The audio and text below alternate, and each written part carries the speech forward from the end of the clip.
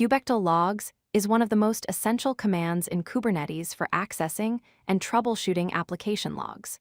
When running containerized applications in a cluster, understanding what's happening inside your containers is crucial for debugging issues, monitoring application behavior, and ensuring everything runs smoothly.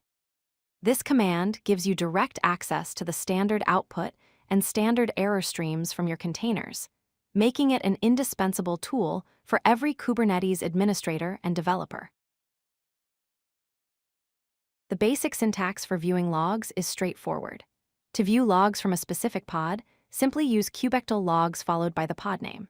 If your pod is running in a specific namespace rather than the default namespace, you need to add the namespace flag using -n followed by the namespace name. This tells Kubernetes exactly which pod's logs you want to retrieve. Remember that pod names are unique within a namespace, so specifying the namespace ensures you're targeting the correct pod.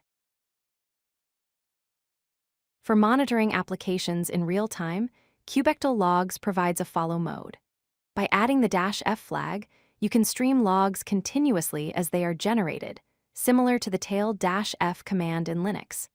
This is incredibly useful when you're actively troubleshooting an issue or monitoring application behavior. You can also combine the follow flag with the timestamps option using --timestamps. This adds a timestamp to each log line, helping you understand exactly when events occurred in your application. Many pods in Kubernetes run multiple containers, such as an application container alongside a sidecar container.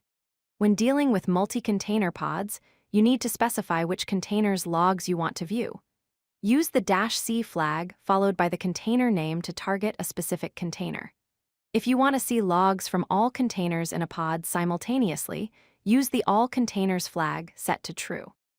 This displays logs from every container, which is helpful for understanding how different containers in the same pod interact.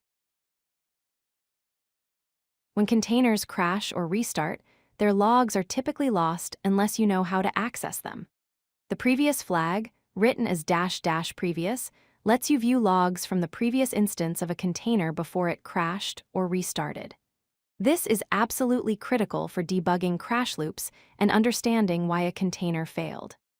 If you're working with a multi-container pod, combine the previous flag with the -c flag and specify the container name to view the previous logs of that specific container.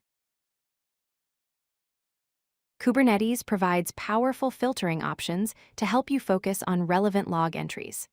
The tail option lets you limit output to the most recent lines. For example, tail equals 100 shows only the last 100 lines, which is much faster than retrieving entire log files. The since option filters logs based on time. You can specify durations like 1h for 1 hour, 30m for 30 minutes, or even combinations like 2h30m.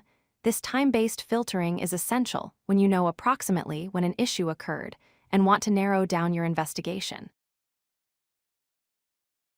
Instead of targeting individual pods by name, you can use label selectors to view logs from multiple pods that share common labels. The -l flag allows you to specify labels. For example, app equals engine_x retrieves logs from all pods labeled with app engine_x. You can also combine multiple labels using commas, such as app equals engine_x, env equals prod. This targets only pods that match all specified labels. Label-based selection is particularly useful in production environments where you might have multiple replicas of the same application and want to monitor them collectively. Let's look at common troubleshooting scenarios where kubectl logs becomes invaluable. When a pod is not starting, examining the logs reveals initialization and startup errors that prevent the container from running.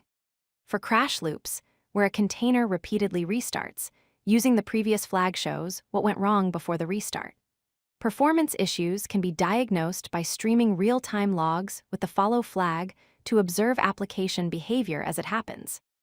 For application errors, combining tail, and since flags helps you quickly focus on recent logs and diagnose problems efficiently without wading through thousands of older log entries. To use kubectl logs effectively, follow these best practices. Always use the since flag to limit the log time range, especially in production environments where logs can be massive. This reduces processing time and network bandwidth. Target specific containers with the -c flag when working with multi-container pods to avoid confusion. Combine tail with the follow flag for efficient monitoring by first showing recent logs and then streaming new ones. Finally, always check previous logs using the --previous flag after crashes to understand the root cause of failures. These practices will make your troubleshooting sessions faster and more effective.